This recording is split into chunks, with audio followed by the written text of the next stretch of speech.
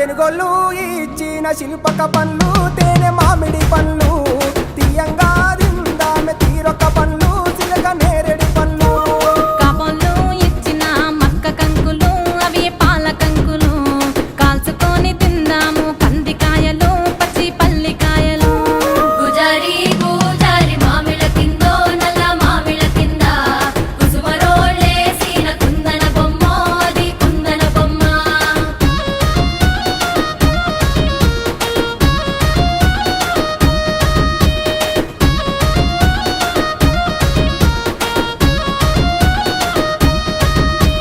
బెస్తోలు పెట్టిన పచ్చి చేపలు అవి వట్టి చేపలు